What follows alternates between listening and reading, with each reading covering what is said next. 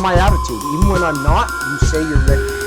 Especially when your wife is ready to leave the house. Just say you're ready. Drive her nuts. I'm always ready. Okay, Our let's common pattern is I'm ready, but she thinks I'm not, and then she has 3 more things she's got to do. Word. So let me kick this off. So we're back. We're back for another show in the combat-based garage. With hand cream. We're back with a guest, which is super sick, and we've got an announcement. All right. So there's something big that happened. Oh. John behind the lens had to leave the show for the time being. He had an amazing work opportunity that he couldn't pass up on. So he's not on the show anymore for now. He will surely be missed. Real jobs, real life, and the necessity for income and to support his family has changed his positioning with this podcast. Yeah. We have mad And love we give for John. him full support. Love Respect. John. Yeah. Respect, John. Respect, We love yeah. you, John. But now we have a new character on the podcast. A Suni. character. Ghost. Imhotep. What up, dog? Hello. All right, Suni. Suni's on the pod. Suni, thanks for joining us. All right, and of course, we are joined by the CEO, the female black belt, the femme fatale, Melissa Howder. The punching bag. The punching. We're joined by the OG, the venerable, Chris Howder. Old Chris, yeah. Old Chris. Old Chris and young Chris. Yeah. I'm Tobin, the producer, and our guest today is the Ripper, the Choker, the Smasher, Sometimes. Chris Russell. Chris Russell. What up, dog? Yeah. Stoked to be on here, you guys. Thank you. Hell yeah. Thanks for We're coming. stoked we have you. Yeah. That's awesome. Yeah. There's a whole bunch of cool stuff I want to talk about. We want to get to know you a little bit, of course. We want to hear about your current projects. I know you have a video part that we want to hear about. We want to hear about some of the similarities between skate culture and Jiu Jitsu culture. I think there's like an interesting little they're kind of similar in a lot of ways, and I think it'd be cool to get some insight from someone who's really been raised in the skate culture and been skating at a high level for a long time, and whatever else you feel like talking about. So, Absolutely, man. Yeah. I'm all for it. Yeah. So you're from Hermosa. I am. Yeah. Original. Born and raised here. Well, born in Orange County, but lived here my whole life. My dad. Behind the orange curtain. Yeah, exactly. And so my dad grew up here. So he grew up here. My mom grew up here, and yeah, we were raised here pretty much since I was like a toddler. And yeah, so Hermosa Beach has been home forever, essentially, until I moved down to San Diego about 10 years ago.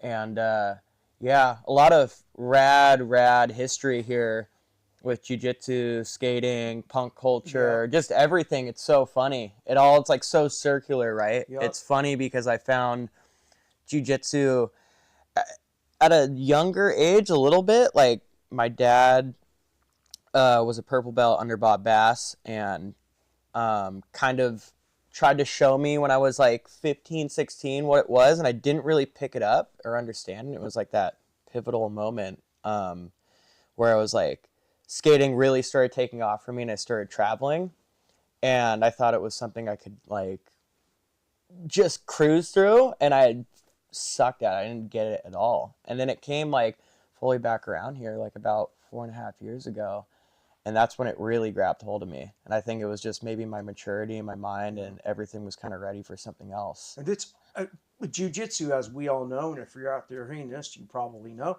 is oddly addicting. Yeah. I mean, so is surfing, skating, and all that, but they're different kind of addictions. They're similar, and like as you open, like when I grew up, I'm almost 60 now. Skating was definitely counterculture. Yeah. And the common phrase was skateboarding's not a crime, because it actually was a crime, like all over the place. Big time. It was banned, and Hermosa Beach was the most counterculture of the beach areas, and the Pier Avenue. Well, like I remember being a kid, and the Hell's Angels would ride there like three times a year. There'd be 400 Harleys thundering down PCH. Downtown, Hermosa Beach was wild. Yeah, I never got to experience that. It was so funny. Like, I hear all about that, and it's like, you look at it today, and it's like you would never even think that was ever a fact, right? You wouldn't. And, but luckily, like, my friends really kind of kept the punk culture alive, like in Pedro and here. And we were like kind of the last little generation of like little punk kids that came out of the South Bay that like would do like backyard shows. Like they would and Eddie and stuff. Yeah, I wouldn't play any music, but I was just younger than Eddie? I am. I'm younger than Eddie. I'm 27. Okay, so, yeah, he's like 10 years younger than Eddie even. Yeah, so but he's like if you could have be his dad. Yeah, right? So funny.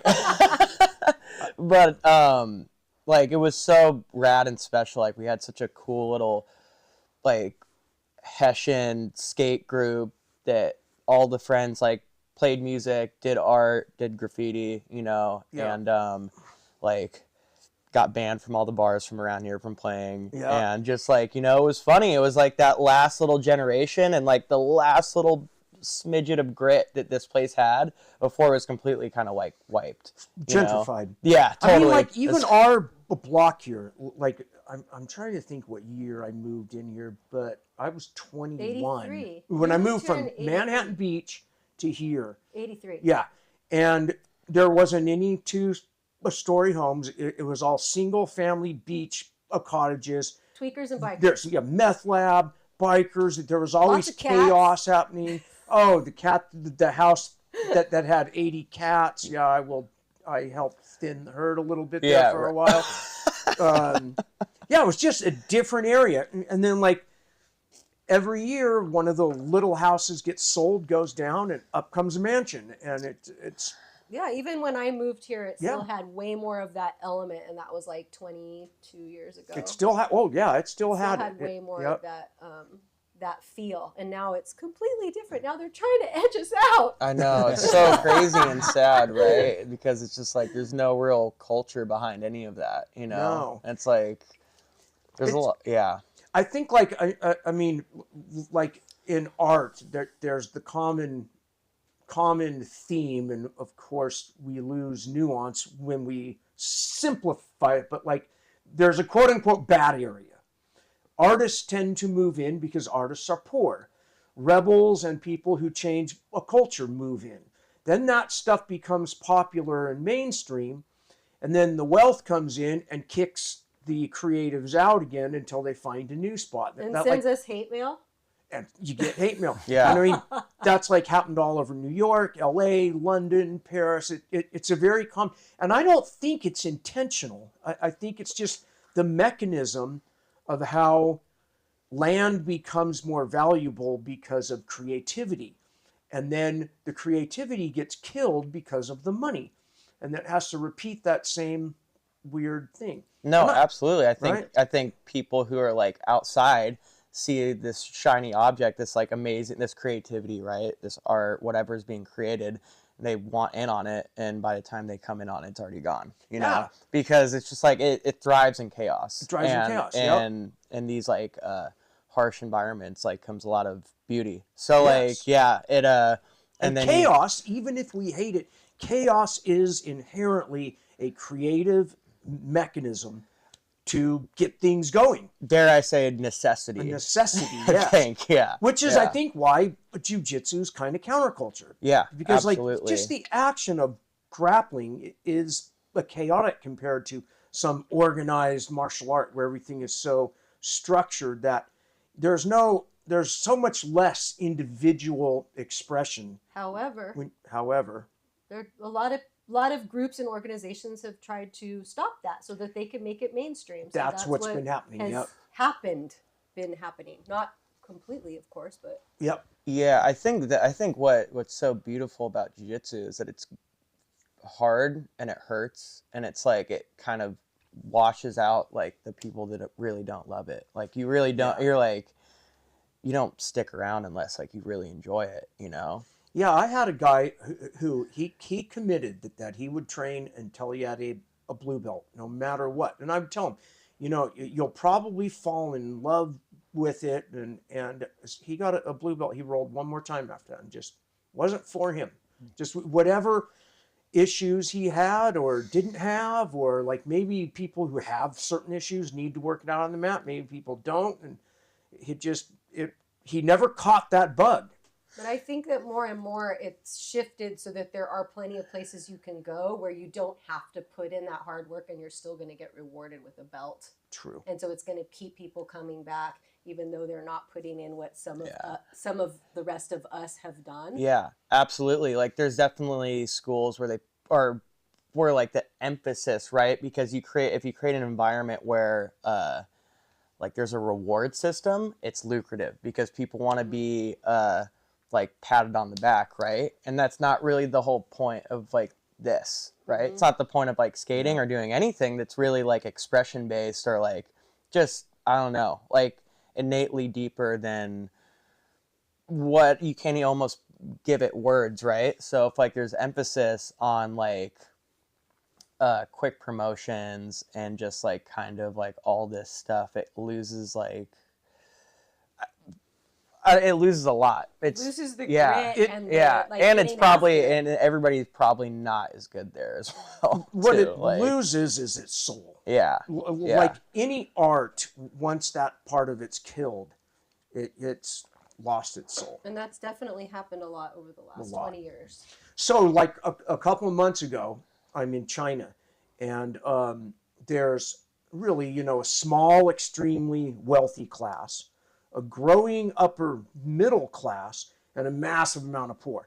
And this place I'm in, it's like walled off from all of the poor. It's all modeled after a 1960s Americana town, because the world loves that look, that Americana look. That postmodern. Yes, that little diners and the white picket fence, little fake houses. Trippy. And it had this killer skate park. Like, it was sick. Wow. And I could not believe these little kids, these little Chinese kids, just fucking ripping. These kids upper class, shredding, all upper class. So it's like, it was not the poor grit kids, it's the wealthy kids. And it had the trappings of the Americana skate look culture, but it had no soul. But at the same time, these kids were ripping, and they wore all the right shit and would have their baggy pants and their ball caps backwards, and 10 years old and just shredding these pools. It was unreal. Yeah, it's really interesting. Like, the process of how they choose who does what out there, like kids wise, like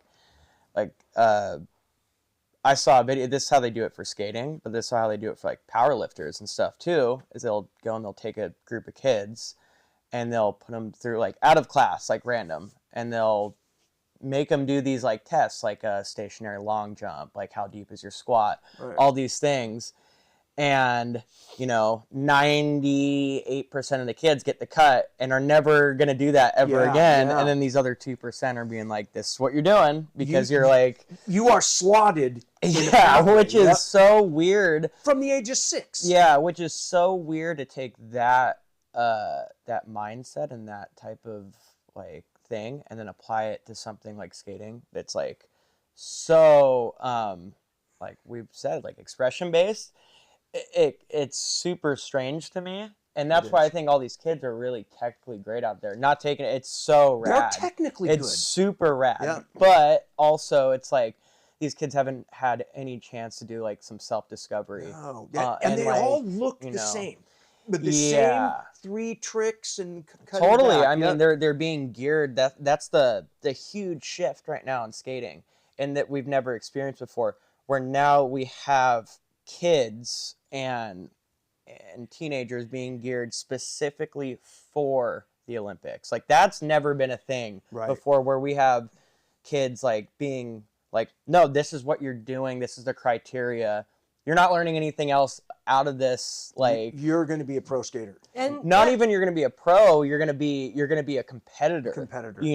Because which to me it seems so weird competing in skateboarding, surfing, gymnastics. Even they seem like they're arts of expression, And you can't put, it's so hard, like even with the Olympics, it's very impressive. And like I think the last 8 years this will be like the coolest time the Olympics will ever be, right? And it's still not that, like, because I'm speaking for like friends that I know personally that I grew up skating with who are now, top 5 contenders and have medaled and stuff. And like those people are amazing outside of the contest environment, understand the broader picture of skateboarding besides just the contest aspect.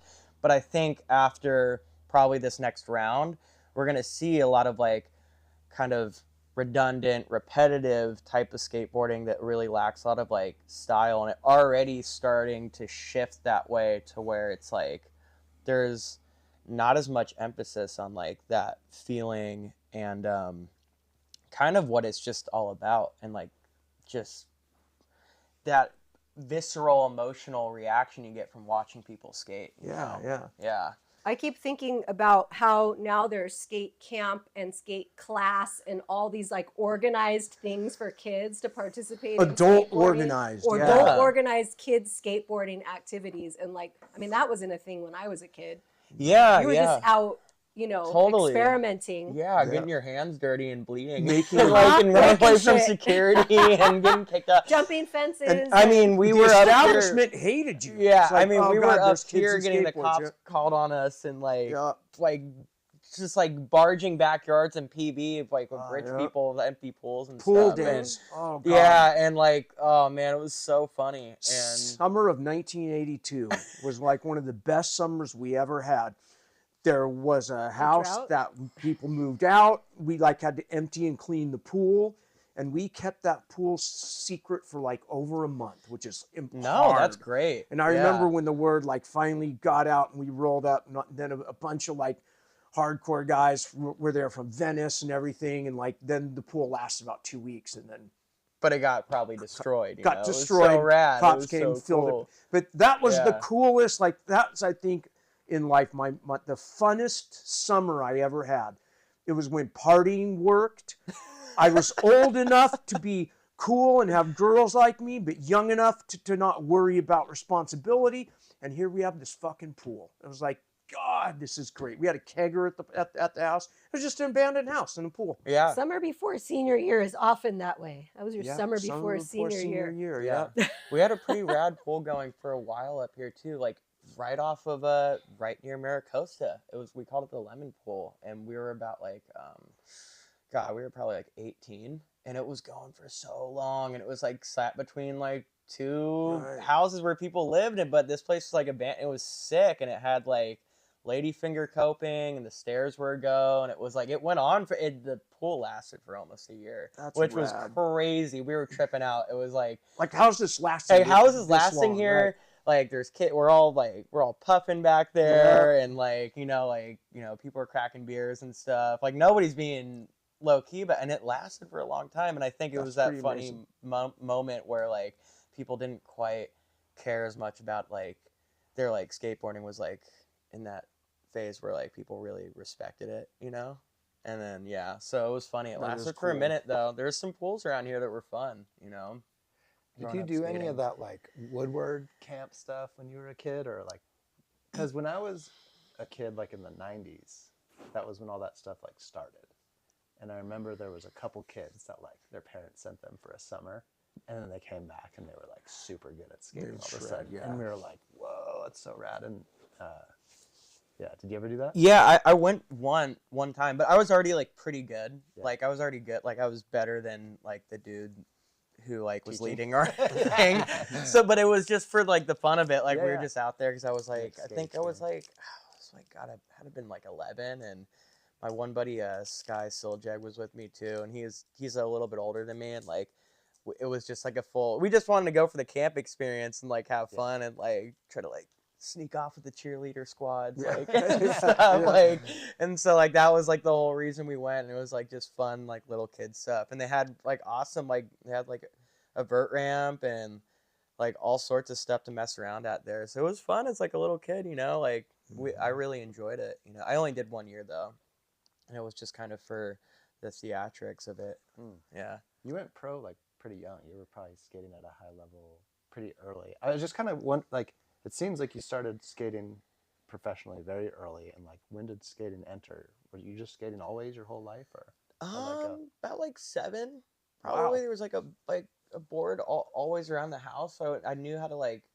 I always picked up on things like pretty quickly. Like I rode a bike really quick when I was a kid. Like I walked when I was like a baby. Like I started moving around like a lot. Like when I was throwing myself out of the crib like before I was like a year. Yeah. You know, so I was like I was kind of a wild child, and Wild with natural balance and agility. yeah, and I think a little tougher than like the average kid. And like I remember just even before I was skating, I was like opening up my head and like just like throwing myself off of things, and just like I just couldn't contain myself. Like I wanted to climb trees, I wanted to like just do everything. Like taught myself how to like front roll and kind of like how to take impact like at a really young age. And it was about like when I was 7 when like I really took hold of it, because we went up to the Pacific Northwest. My uncle skated. He grew up skating like Del Mar back in the day in San Diego, and he always like, he's just a rad uncle and stuff, and like still skates. Like all my cousins skate with me and stuff too. Yeah, super rad family dynamic. And so I went up there and like just saw the concrete, and I was just like, that was it. I was like, I was doing like Taekwondo at the time. Yeah. Quit Taekwondo after that, and then like no more soccer, no more anything. Like I was like locked in on that, you know. That's killer. Yeah. Did you remember your first ollie? Because I remember when the ollie was new, and it was like magic. Like, how is this board sticking to people's feet? Yeah. It was like mind blowing. I barely remember. You grew up ollieing. Yeah, I just don't even really remember. Yeah. That's so it's wild. So funny. Yeah. And I always like, I took hold to just like transition skating like heavily. And I just like wanted to skate like rough things. Like I remember skating like the combi pool was so rough back in the day. It was made of plaster, and it was super lumpy, and it was slick. And God, that takes so much balls. And I was just like, that was like kind of what I like kind of like curated me to skate like big concrete things, was that, you know. Wow. Yeah. I feel like so when I was skating as a kid, skateboarding was, like you said, like this counterculture thing, and everybody was kind of just experimenting and expressing themselves however they wanted. And then there was this like speciation where, like, when I was skating, it was like there were vert ramp guys, or and street. then there was street guys. Yeah. And then I feel like when I watch your stuff, you're this like awesome hybrid where you skate street stuff, but like you can skate vert, but then you skate like gnarly street stuff that's like a combo of the two. And I feel like that hybrid, when in the 90s when I was skating, didn't really exist as much. And it really reminds me of like how there was a samurai martial art that speciated into like judo and jiu-jitsu. Yeah. And then like for a bit there, and even still today, there's like the way that you would have viewed a vert guy in the 90s would be kind of like this more jocular, mechanical guy, which is like the judo guy. And then the street guy is more this like expressive jiu-jitsu guy. Almost more of a purist. But now you see the like fusion where there's dudes like Joel Tudor who have like sick ass judo and sick jiu-jitsu, and they're like a hybrid. Yeah. Which is similar to the way I see your skating. Yeah. Where it's this cool hybrid style. And I think that's really healthy and awesome. And I would hope that jiu-jitsu goes more to that hybrid. And it kind of seems like I feel like it is. Like J-Flow's judo stuff, and all these guys where they're like doing judo, but they're also sick jiu-jitsu guys. It's a pretty cool thing, and I hope that jiu-jitsu and judo can follow skating a little bit. I feel like that's like a lot. Like you see people like taking like catch wrestling stuff, taking so much wrestling terms. I mean, I think it's inevitable. It's just all so like it's like so morphed into one. And like I love all that. Like I'll watch like catch wrestling stuff, and like awesome. And like weird leg entanglement things, sambo, like whatever, like, and like try to put all of it into my game. Yeah. You know, and like it's rad to be. I feel like it's like the best dudes right now go from being like we just had William Tackett over at our gym, and like you see that dude, he's such a grinder on his feet, and then the guy can leg lock so well, you know. And it's like I feel like that's just kind of like the nature of like where it's going now, where you have these dudes who are just like insane wrestlers, insane takedowns, judo, no-gi judo, whatever, and then also being able to just like do all these like weird technical new and like nuanced leg entanglement things too. Yeah. And that was kind of like, I mean, early 90s, there was already kind of an establishment of jiu-jitsu that didn't want you to cross-train and all that stuff. And then like the newer, younger champions from Brazil were like going to wrestling classes in Greco and were totally interested. And with jiu-jitsu, just the art, because of Brazil removed rules while Japanese added rules, it just created that it was open to cross-train. Yeah, but even like the kind of like the attitude towards leg locks like 20 years ago. Oh yeah, and you get booed. Just or like it would be a full-on fist fight. Yeah, yeah, like, yeah. You like toe holded somebody like, or whatever. yeah, Like, you know, yeah. it's so funny. Like you ask like some like older cats and stuff, and like it's funny. Like it's all changed, right? It's all morphed. And like, yeah, I want to say it was the 94 and 95 Pans, which were the first time that they were held here. Jean-Jacques Machado won this match via footlock, like a rolling leg bar, and then it caught the foot. And a bunch of Brazilians were booing. They like really made them mad that he won via footlock. Yeah, it's so funny, right? The guy like Because wouldn't a tap, and he was limping, you know. And all yeah, that. I mean, like, yeah. All that stuff was definitely going on though, because when you had your foot broken by somebody, Yes. right, and you weren't you were like a purple belt. I was a purple belt. Yeah, so even when Chris was a purple belt, we're talking like 1990.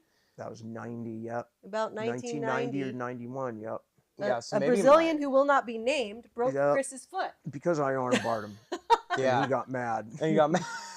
And I actually offered the foot because I didn't want to be my arm or neck. It just instinctively knew. You wouldn't rather go unconscious? No.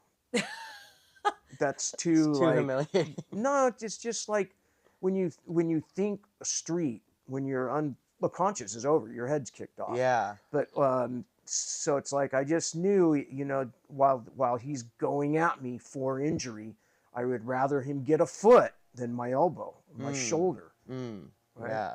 This wasn't in a competition. No. Oh. Friendly rolls. Friendly rolls aren't always friendly. Oh. Yeah. Doesn't sound very friendly. It was in Hagen's garage. Yeah. Yeah. No, it's so funny. Yeah.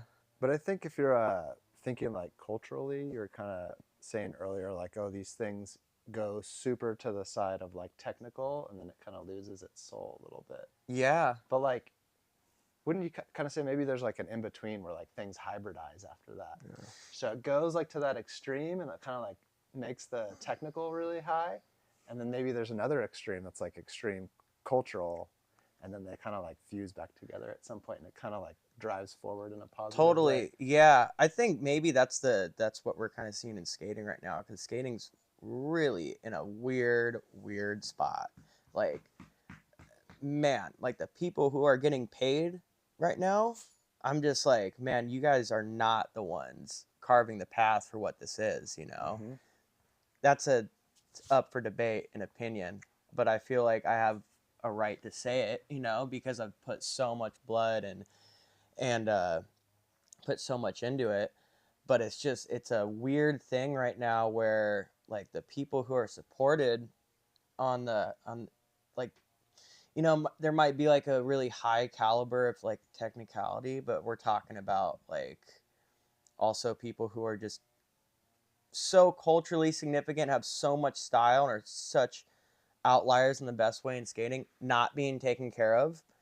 And it's like disappointing. Like, and I won't name any names of just dudes who just should be getting just all the praise and money, and not, because it'd just be lame. But man, it's really weird right now that I think there's an essence of like ass kissing, Yeah. and there's an essence of God, that's the entire art world. yeah, The entire art world is the most subjective world that they try to pretend it's objective, right? And if you have your MFA and you slept with the right dude or chick, usually a dude, like whatever, then you get your quality show, and then you've made it as an artist because a rich person buys your shit as a commodity, and then it suddenly becomes valuable and more people want it.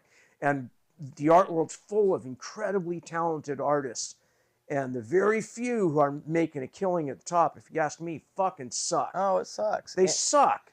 It's bullshit, you know, like I can't even call it postmodern. It's like the worst fucking art.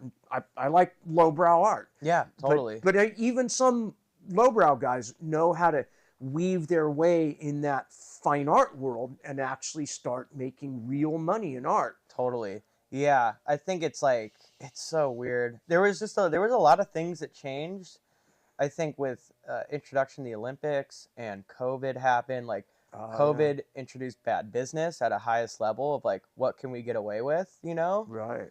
And then like you had a combination of bad business and then a combination of bloodsuckers who intertwine themselves into our culture and from kind of the Olympic side, and just now we have suits in there that like don't know a damn thing about this, and But they're how to calling make the money and financial market. shots though. And so I think those two huge factors really played like they served such a detrimental blow to so many people, right? And it just is like, man, it's really disappointing, man. It's weird, and hopefully from the weirdness, like the bad weirdness of all this and the whole just whatever it's at right now, there can be a little bit of a shift, right?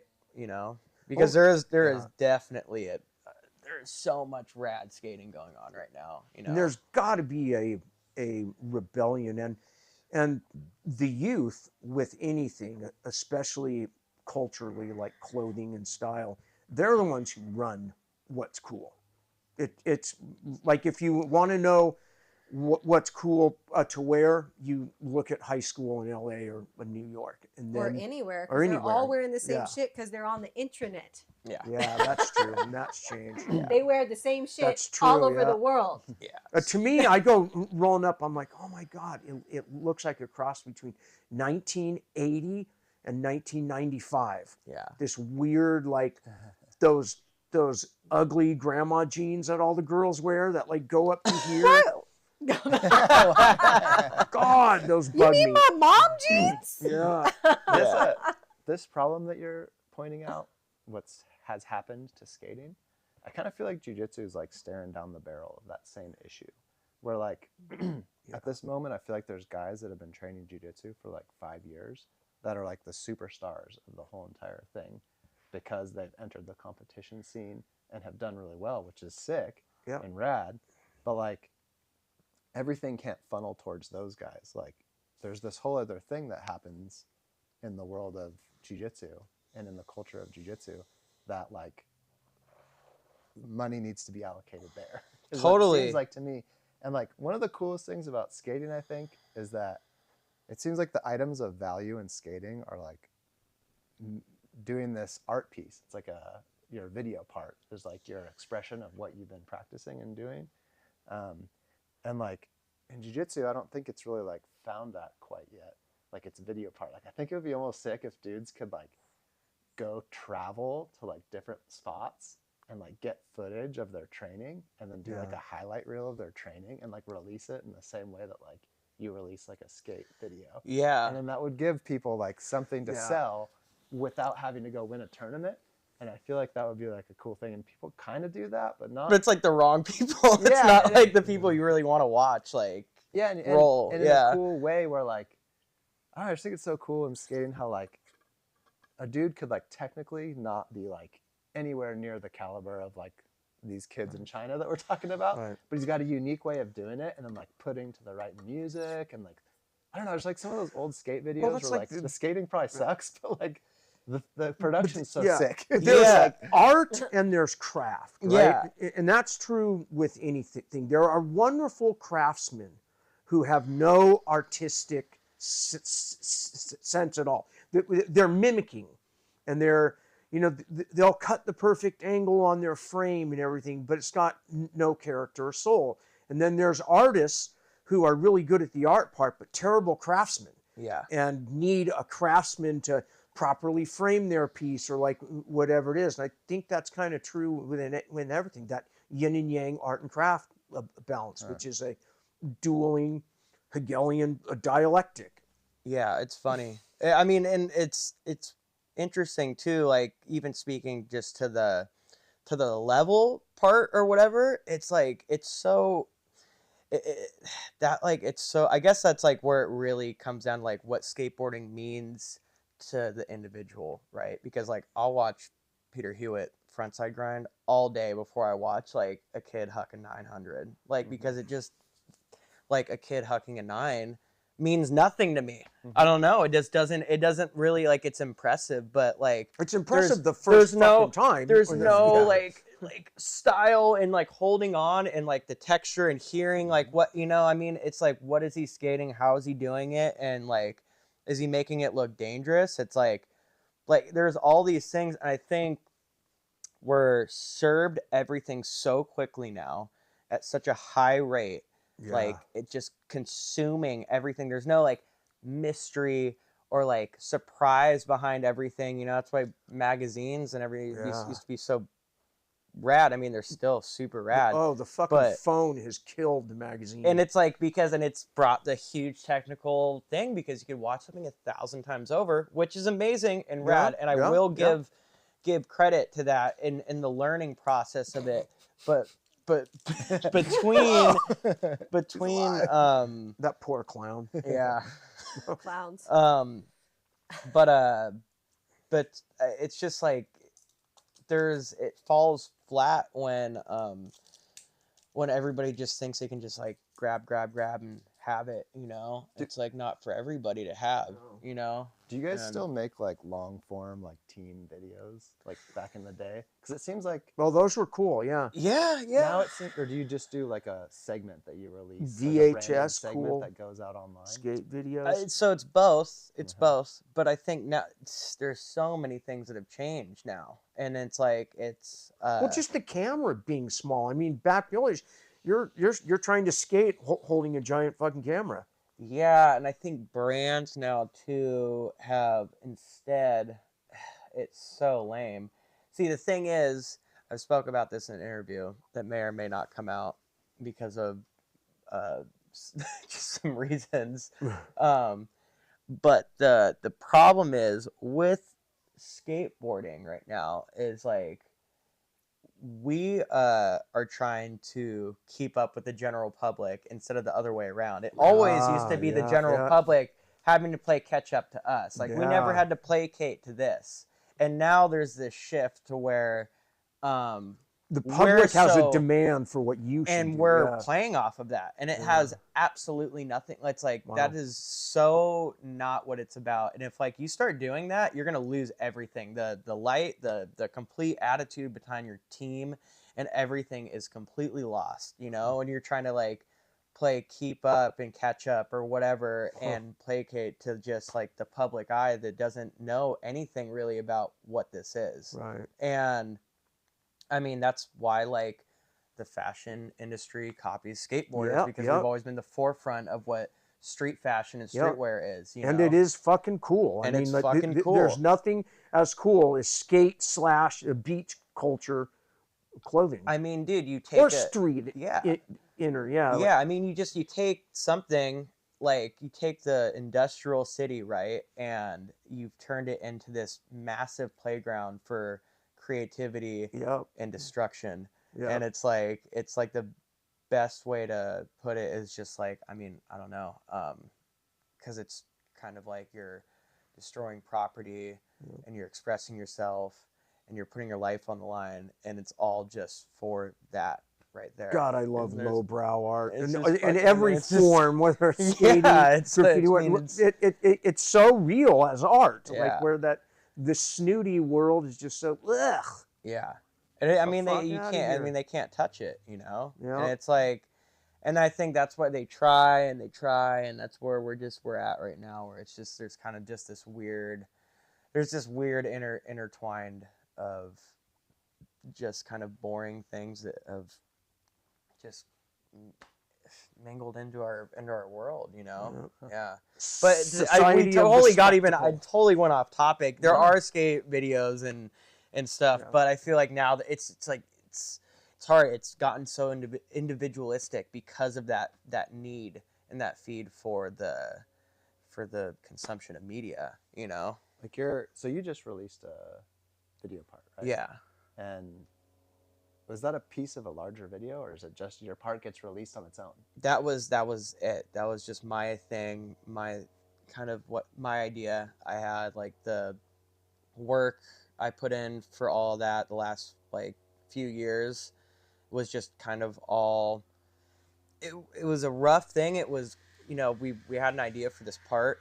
I really wanted to make just a something that stood out, and but in the process of that, it's just kind of where just like you kind of just get after it. You just skate hard. You have these ideas that you want to do, these places you want to hit, and you kind of just try to check things off the box. And then after the fact, you look at the whole thing, and then you kind of start putting it together, and that's the end result, right? Yeah. And so when we did this OJ part, we really wanted to have it be gnarly and engaging, and just kind of use all the best stuff that I got the last 2 years for it. And still sitting on some extra things. And then like actually we're in the next few days, my buddy Chris Gregson, he's about to release a little backyard pool thing we did together that we're just working on throughout the whole year. And that just kind of like came to fruition naturally, you know. And it's funny because that's where the cover photo, that's where that trick is in. And so like we didn't use that for my OJ part. We ended up just using it in this little thing that's about to come out because it would live a little bit better. So yeah. That's a pretty cool That is cool. form of art, that you can do your own individualized project like that. Like back in the day, that wasn't how it was. Like people didn't really have like individual projects, right? It was Yeah. more like team projects, and they'd like Yeah. put a long form thing together. But now you can do these shorter form condensed things. It seems really cool. It's cool, but I feel like, man, it's hard, and this might be a personal problem with me, but like I feel like it's almost pigeonholed all of us into not being like connected as much. Like the team aspect is so important. Like, dude, this shit is so much harder to do on your own. Like, and there was a lot of moments the last like year where that really became apparent, where I was like, just me and the filmer, maybe one other homie, you know, and like that my one other friend skating with me like saved me to like a few times, like to get that energy going, because it's tough, man, to self-motivate when skating is such a, it's kind of like jiu-jitsu. You can't do jiu-jitsu alone. Yeah. You know, I mean, you can shadow wrestle, and you can kind of like do some movement, but that's not gonna touch on anything compared to like having like somebody you love rolling with. Yeah. And it's the same thing with skating. Like, I mean, it just I think also like things like skating with jiu-jitsu in this age of everything so atomized and individualized, and people connect through their screens anymore. There's like the physicality of skating or jiu-jitsu is like something that we all humans crave, and some people just don't get any that. They're disconnected with other humans, but they think that they have the illusion because of the phone that they're connected, but there's no real connection. yeah, it's a weird phase that, thing. I think humans a are in. lot of society has tried to gear us to being such consumers of Yes. everything, to where, you know, now people have anxiety to go outside because everything gets delivered to your front door, and Right. it's not out of, you know, and I don't think it's really their fault. It's a big problem and not The facilitating. algorithm knows what you want, And- knows how to And get your little everything, tickle. convenience being the death of us, you Oh, know. yeah. It's like being able. It's why like skate shops are so important. It's because that camaraderie Yeah. and that banter of And going showing in there, up that place. and like that's how you get witty and talk shit and Yeah. fucking and like and interact with people older than you. Yeah. And then you break it down to commerce and things like when I was a going kid, in- like going to ET surfboards was the coolest thing ever. yeah. To skate there, walk up that Pier Avenue hill, walk into ET, smell resin, surf wax, all the older guys talking. It's just like so fucking cool. It's so rad. It's like one of the last places like that too. I mean, the Worm still works there. Like all the like Yeah. OG dudes. It's like it's family, man. Shout out to ET. Like Yep. we're always Big having shout our out. having our backs. Yeah, they've taking care of me since I was. So that was like my first sponsor. I was That's little, killer, you know. yep. And I'll always represent that. Yeah. That's the old Hermosa Beach, right Straight there. up. What 1973? Is that when it started? Yeah. Pretty sure. I think it's 73 is when that shop I opened. mean, I remember being a kid grommet and just being mesmerized with how cool ET was. It's so rad. like beyond, like just like blown away. And the place I got is still my the first same. board there, everything. Yeah. Yeah, it's so cool, man. Yeah, that place is amazing. And I think just with how society moves and like just it's weird that I think that's why everybody feels so disconnected. And this illusion Right, that they the feel illusion connected, that you're connected on this thing, Yeah. right? But because we're not going out enough and just like, you know, like interacting with the simplest things, like having to go buy your pottery somewhere or whatever, Right, like yeah. like it could be anything, like all these Yeah. things, right? Where you're just like you're connecting with these people on like a soul basis, you Right. know, and that's like And it's made a It's- handful of people, oligarchs like the world has never seen. Multi-billionaires like the world has never seen. and they're cashing in on that, Yep. you know. We're And in it's a like new nobody's getting Gilded Age. happier, you know. And like I think the only things that keep us grounded are things that are like, you know, I mean that's the beauty in jiu-jitsu. It's like not only are you learning something dangerous and amazing and that's like self-empowering, you're extending your family extremely. Like I mean just it's the people like at SurfFight, like my gym, like that's my family right there, you know. Like I feel so loved and supported, and that's kind of like you go to even places that you're not familiar with and you can kind of integrate that feeling right away. Like that's felt right away through jiu-jitsu, Yeah. you know.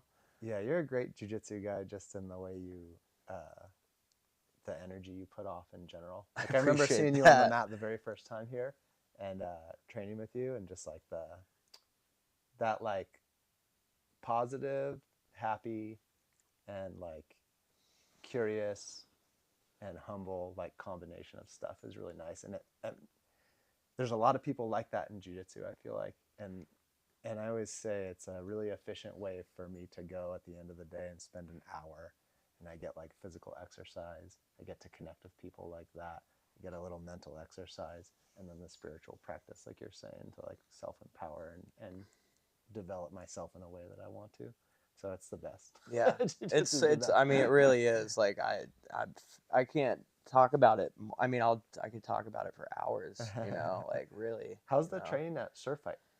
How's it going down there? What do they have formal classes? Like what is it? What's the situation? Yeah. So there's like, you know, there's day class. We do gi. I mean, sometimes the gi classes kind of fluctuate, you know. We've definitely been doing more no gi lately. Like I took a hiatus through the summer to film, but I also got kind of nailed in the eye, like pretty bad, like in one of the fundamentals classes. So like I went through like Your a bad eye? weird, my bad eye, and I went through like a really weird thing where I felt like I was like I gotta quit. Like I lost like eyesight, like 'cause I have glaucoma, Scary. and I've got a glass lenses I in my know, eye. yeah. Thank God for modern medical science. I'd be blind right now. it's crazy because I have a cataract and, Yeah. and a glass thing in my eye too, and so it's so fragile, right?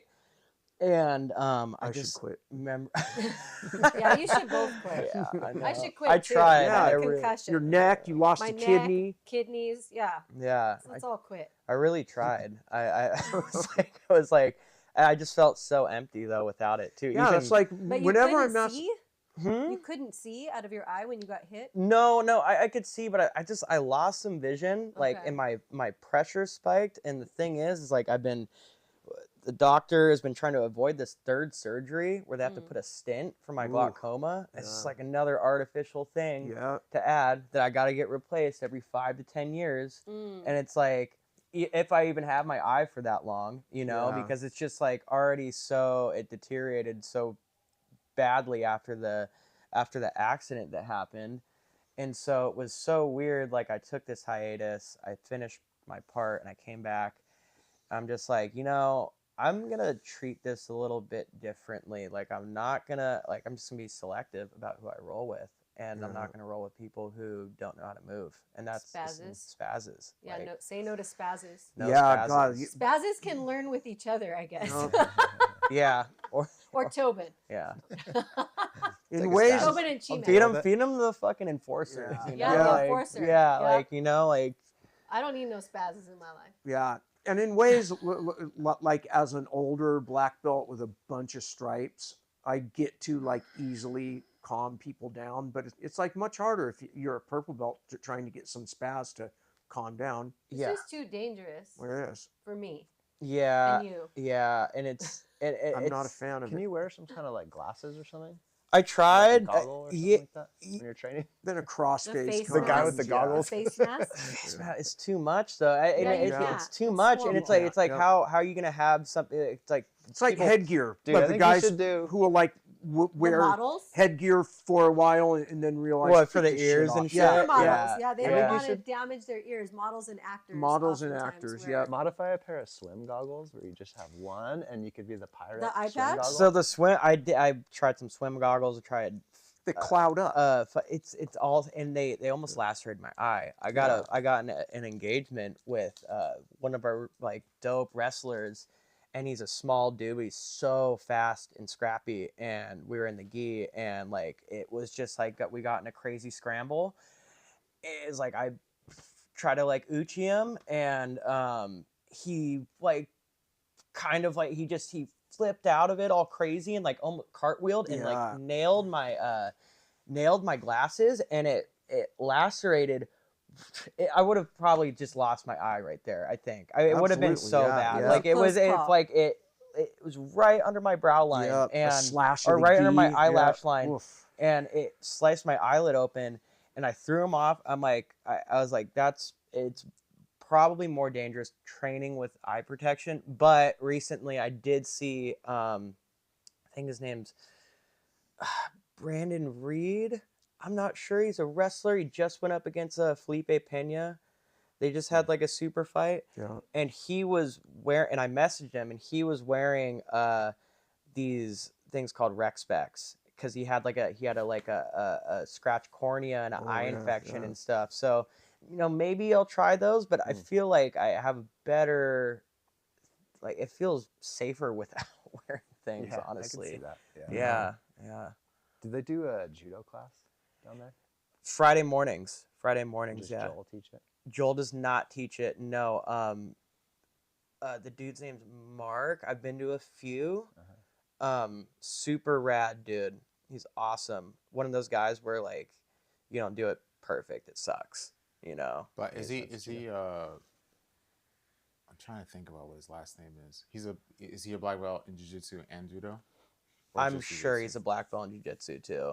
I don't know much about him. I just know he's like a really, really amazing judo dude. Nice. But so he teaches Friday mornings. There's like a little crew of people have been like they actually just got belted too, like most of them and stuff. And they did like that little crew of people from my gym did some judo comps too recently, which That's is pretty cool. rad. Yeah. Yeah, awesome. super cool. Yeah, I want to pick up a little bit more on that. Yeah. Yeah. If I were uber rich and I wanted to have a competition, and I've been thinking about this for fucking years as I would ref because I'm so ADHD. I'd be fantasizing how I would change competition. But imagine if like you had one like Kozen judo rules, one IBJJF rules minus the stupid advantages, and then before the match begins, you flip a coin and you'll know round one's judo rules. Rounds two is this. You may get 3 judos in a row. You might get 3 grappling only, and then kind of just to add some chaos again. Oh, it'd be because so sick. what ruins a competition is once people understand all the rules, where they can push the boundary, how far, then it contains itself. And like I think I would have it where you'd have one round where if you even touched out of the mat, you lose. So it's almost like sumo, where Why do you have to be uber rich to do this, though? because you have to have money to throw the competition, to get the But promotion, Uber, you have to be uber to rich pay to athletes to start a show up. competition? Okay. Yeah, Okay. costs a lot of money. Rent the space, get the cameras, like Uber rich. yeah, uber rich. Super rich. I mean, Halleck, what he did with Metamoris was he revived this whole pro grappling only thing. And then people that had more money and affluence rolled in and have been killing it ever since. But like back then, like that's where I imagined a bowl as a mat, you know, like a skate pool, right? Yeah. And like even like running up the wall and doing a hand plant and rolling back in and grappling, like there'd be so much like more gladiator shit. or a dome, rolling on a dome, right, where it's easy to like roll the guy off. And American Gladiator. yeah, be cool as fuck. I mean, now they have like Craig Jones has been doing his. They kinda have cool they how he have does they it. have the karate combat or whatever because that's where it started. Yep. The karate combat. They call it the pit. The pit, pit, yeah. right? And then they I started think doing. that's kind of cool. It's super cool. I mean, Yep. dude, you see people running onto the wall and doing Yeah. flying triangles from that. I mean, Yeah. it's exciting That's as hell. totally We sick. kind of It's train really, like really that in cool. here. Yeah. In here, yeah, off Padded the wall. walls, you got to. Yeah. I Using- mean, I train using the like fu- that in here. I don't know what Yeah. anybody else does. Yeah, yeah. Well, it's like in here when often when like a sports school only the guest comes in and we're rolling up the wall, they'll like stop as if we're supposed to move in off the wall. It's like no, wall in work, here, baby. if Wall work. it's padded, it's part of the game, including other grapplers. You can push off of them, and Yeah. I tickle them. Yeah, that's I so love it fun. like that, Yeah, yep. absolutely. You know who I think he did some of the fun. I haven't done a ton of comps, but I've done 3 competitions, and 2 of them were the money on the mats that Jeff Glover did. yeah, And those were super fun and loose. How you're kind of like talking about like where, you know, like I was a white belt and I went up against a brown belt, you know, like, and I did pretty good, you know, like I took him down a few times, survived, but it was like, he's like, you know, just say your weight, you know, Yep. don't say your belt, Right. and just kind of get thrown in there until it was like be as honest as you can. Yeah. But don't fucking step on a scale. yeah, and just be like, you know, he's like, raise your hand if you're $170, $180, like you're ready to you're go. Stand on this corner. and yeah. it was so fun. Everybody's, you know, puffing, cracking beer. It was such a rad.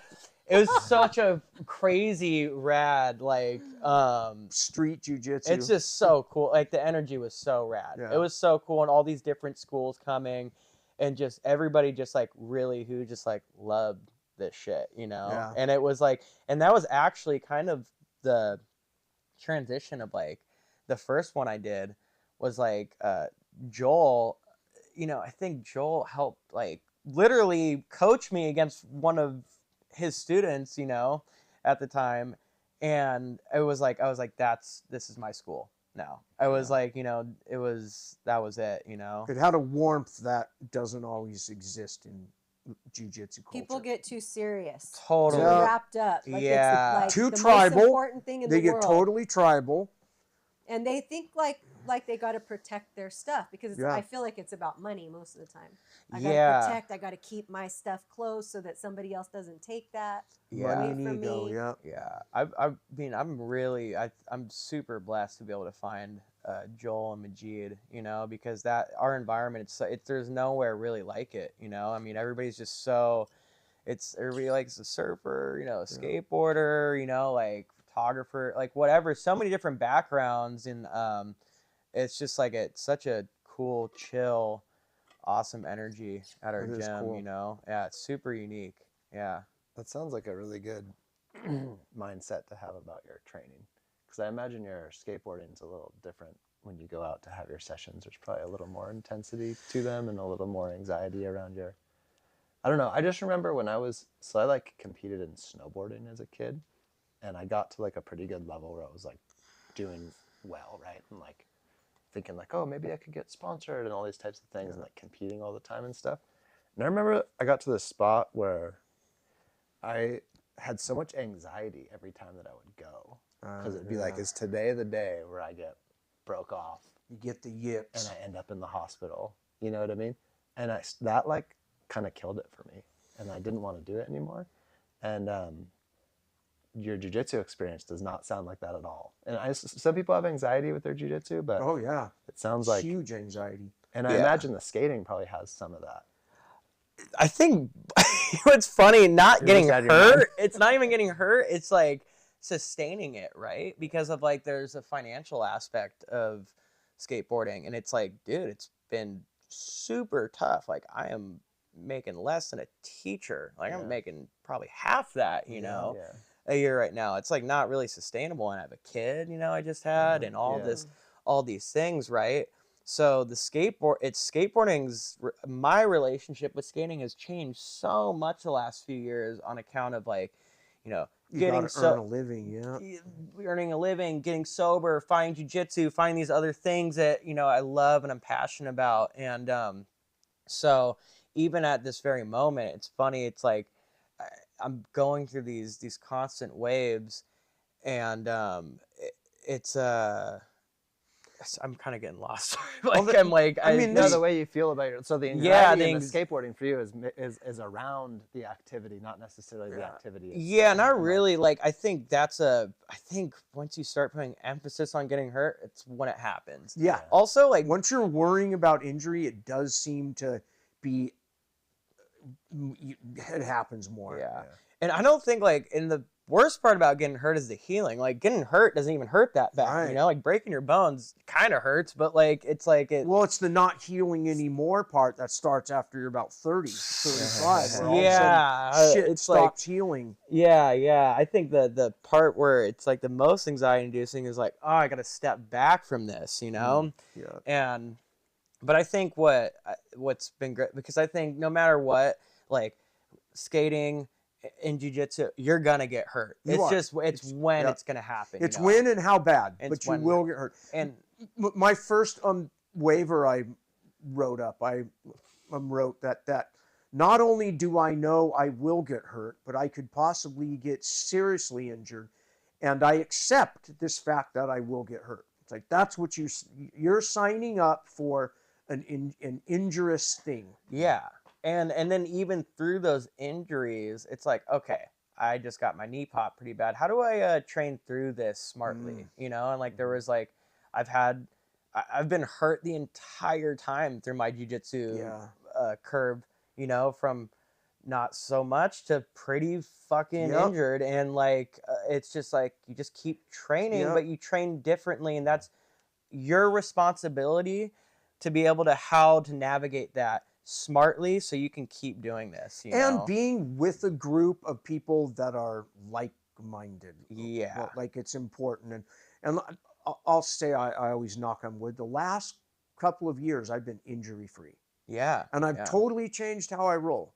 Yeah. And it's like my goal when I slap hands is make sure I don't get hurt. Not in a worried, weird way, but in a way that like makes me relax, flow more, but find my frames in a way that I can like surrender a frame if I have to, not cling on to it. Yeah, like not so much of this like I gotta smash the dude. Yes. You know, and like I think that's where I've tried to switch up as well too, not trying to be that hammer all the time. Like, you know, like fuck, you tap, it's all good. Yeah, like it's all good. you know, like you end Tap up on early, bottom, tap often. all Yep. good. Like maybe I need to work from my bottom position. Maybe I need to Mhm. learn, like, you know, like all sorts of these. Like the bad positions are good too, because you're gonna learn how to be defensive and get out of them, you know. 100%. I like what John Yeah. Jack said when he was here. Like the reason why he sees injuries increasing in the sport of jiu-jitsu is because people are adding so much strength and power Athletics, yeah. and not focusing on technical aspects of jiu-jitsu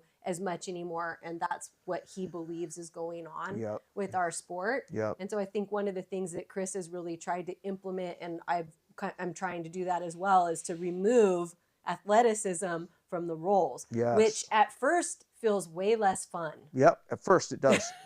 But eventually you start to appreciate it because your body feels better Yeah. and Yeah. you can train more. And Yeah. it's a chess match more than.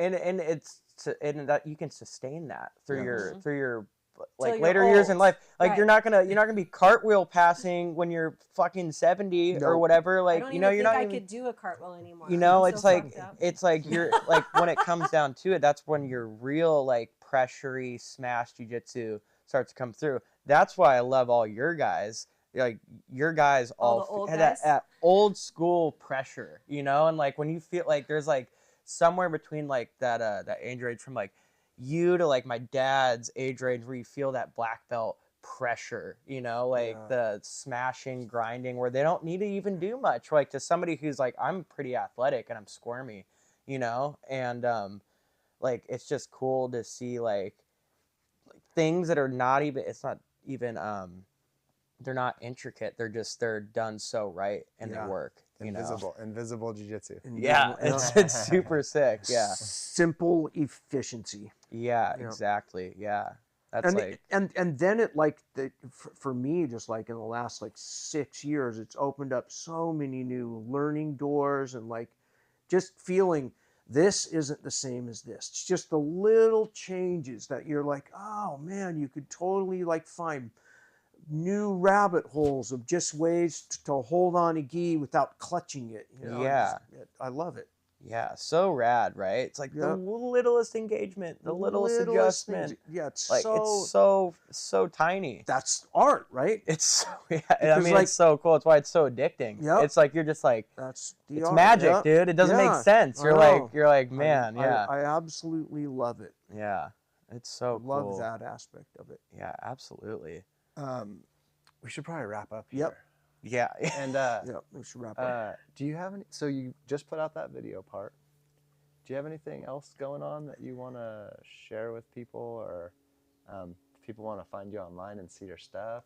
Yeah, my Instagram's just my name, Chris Russell, and then _MBK on Instagram. And you know, I have a YouTube channel too. It's just Chris Russell _ the muscle. And I have other things. I'm going to be more active on those things probably this later year, just because I was so focused last year on just doing this one thing. But now I want to kind of expand and document a little bit more of like, you know, jiu-jitsu and other things like that. So hopefully in the next year, kind of everybody will see that and stuff. And that's kind of it, man. I'm just going to keep trying to do jiu-jitsu, skate. Been climbing, you know, just anything that Climbing's moves. killer. I used to love climbing. It's- I'm too arthritic now. It It's hurts. so rad, you know. We just went to Joshua Tree this Oh, last I weekend. love It was Joshua so Tree, rad, yeah. yeah. And so like I kind of caught that bug, and I want to like train all my grips and like Yeah. just get kind of crazy. And being in that fresh air and feeling the granite. It's cool. It's talk about getting weird. Like Yeah. that's like it's like that's like hanging out with the true weirdos, you know, because it's like Eating a can of tuna with Tabasco. It's like yeah, so and just good. getting out and then just ripping your hands Yeah. open for Oh, no reason. It's God, like yeah. it's so ridiculous, It but it's is. so rad. It Like is it's rad. so hard. It's such a thrill lead climbing on Yeah, yeah. It's so humbling. Like I'm like wow, like I'm a pussy. Yeah. Like Oh, I'm like God, it's yeah. so funny because like the granite's so sharp, and you Yeah. thought I'm like I feel like I'm kind of tough, you know, and then I'm just like no, I'm not. I'm like I'm not tough. And Like you've got crack, these guys hanging on like just fucking. You're like, no way did they make that. and crack climbing. You're Yeah. just like sinking and Ugh. hanging off your fists and like wedging your knuckles in there, and it's like you think you like have like it's gnarly. You It gotta is kill. Like, gnarly. I'm like, I still am in the process of killing my nerves on my toes and my like hands and stuff. So like, I got a blue belt who's a pro climber, rad. and aging, and it's interesting because like for a while, like he had no base, like but I could tell like climbing wise, he has balance, but not base. Interesting. And it was like when I really was realizing, oh, balance and base aren't the same thing. You know, they're No, I don't think so. a whole other John. skill set. Yeah. Because What's he's that? hanging. Steve. Because Steve. he's hanging, so yeah. he's not Yes. basing, but he's balancing. He's because balancing. Yes, he's moving among Their them. their Uh-huh. base is a lot different. How they keep tension on the wall. Yeah. You know, it's a lot more delicate. You know, as Yes. opposed to like somebody like me who skates to where like we're like huh, huh, huh, like that. It's so much energy moving back and forth. That's why I feel like my base is super good. Like people have a really hard time sweeping me and taking me bet. down because of that. So, yeah, I don't know. I think it's just maybe a little bit different, but it's rad, man. So yeah, I think that essentially I'm just gonna be trying to keep moving my body and keep the dream alive of skating and like just finding new ways of self-exploration and jiu-jitsu and climbing, whatever else, you know, that kind of comes in front of me. That's awesome, man. Yeah, Well, man. I think Killer. you got what it takes for the success for sure. I appreciate Yeah, that. dude. Yeah. You're awesome, man. Yeah. Super stoked that you're on the mats. Hope to see you training Yeah. another time. And Yeah. then, Yep. best of luck with all your stuff. Thanks so much for being part of Oh, our thank show, you man. guys. I'm This is really sick. stoked. Thank you. Yeah, Yeah. absolutely. And guys, remember out there, if you had a stack of dollar bills and counted off approximately 1 a second, 11 days, you'll have $1 million. 32 years for $1 billion. There are people worth 300 billion. Wow. Trip out. It's a trip, huh? Yeah. Blows my brain. Yeah, that's insane. Yeah, we're in a new age of oligarchs. Yeah, it's pretty. Whether it's good or bad, that's where we're at. yeah, pretty scary, right? Yep. Yeah. Pound, like, and subscribe. That's the end of the show. All right. Yeah.